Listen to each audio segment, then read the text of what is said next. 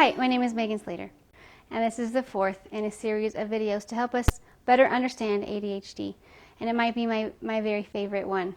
I'm really passionate about learning styles and ADHD and how we can help them to learn, because the biggest thing they struggle with is learning something new or changing a habit, learning from past behavior, which we'll talk about in this video. It's really hard for them to learn from rewards and punishments.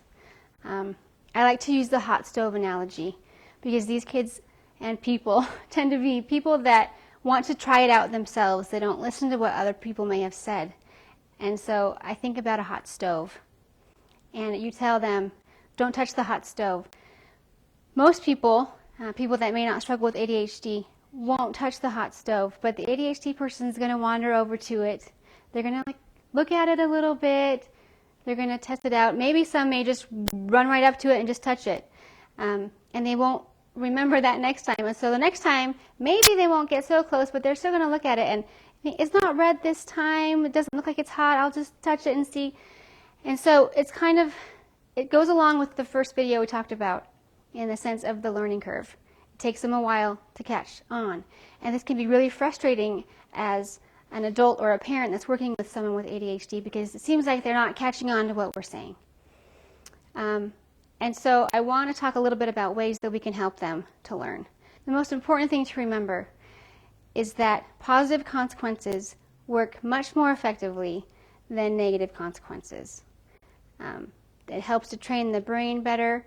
It eliminates that cycle of shame, which we're going to talk about in another video.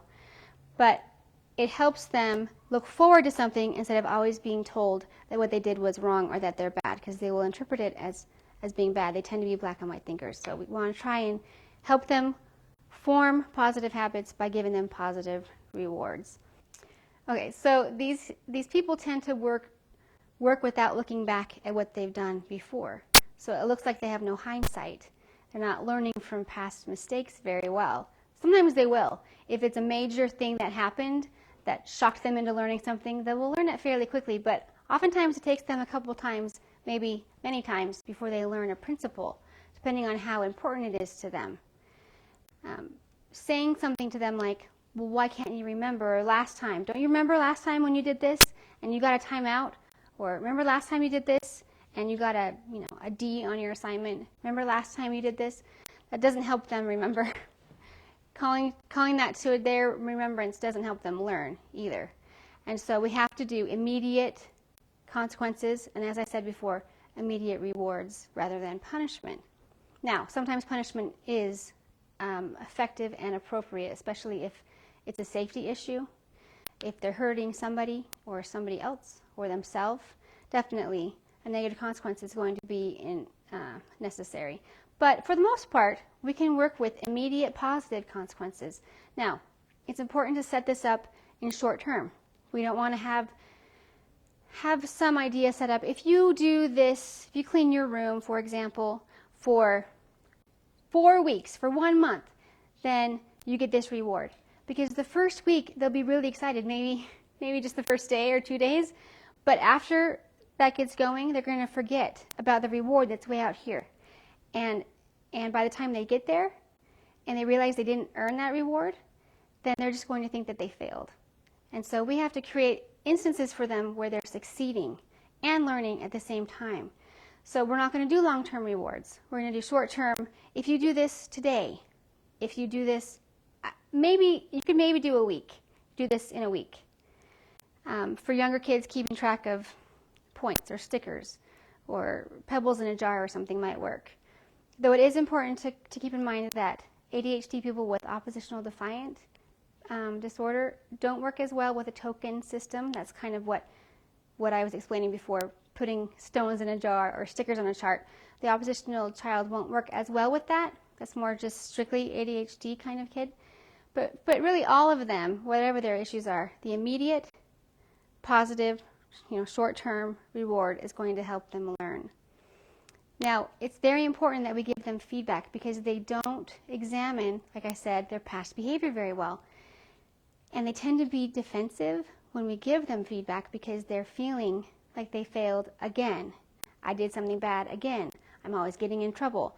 And so it's important to create a relationship with any ADHD person that we're working with so that they feel like they trust us enough, that we love them enough, that we're just trying to help them. That way they can be open to taking the feedback that we have. And my plug for anyone out there who's listening to this that is ADHD is to find someone who you trust, that you can accept feedback from and listen to, because it's important for us to have someone outside of ourselves, because we have a hard time, those of us with ADHD, we have a hard time being self-aware, which is kind of another hindrance to our progress. So find someone that can give immediate feedback. That's going to be one of the other things that help us learn the best. Habits are hard to change, and we talked about this in the first video with the dopamine and the frontal lobe issues. It's hard for ADHD people to change something that they've gotten ingrained. And so repetition is huge, and you'll probably hear that again from me, maybe even in this video. Repetition is the most important thing we can do for them, and not feel frustrated that we're repeating ourselves.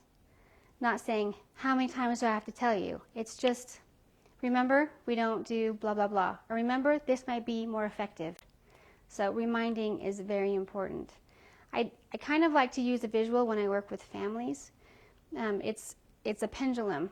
And the reason why I like it, if you can picture a pendulum on a clock, the reason why I like it is because the pendulum is always in motion. So if we were to think that this is where we are, but this is where we want to be, it's not that we swung that way and now we're here. That's not the important thing. The important thing is that we're going the right direction. So with ADHD people, the important thing is not, as we said in the first video, that they got it, finally you got it. The important thing is that they're progressing toward it, that they're always moving in the right direction.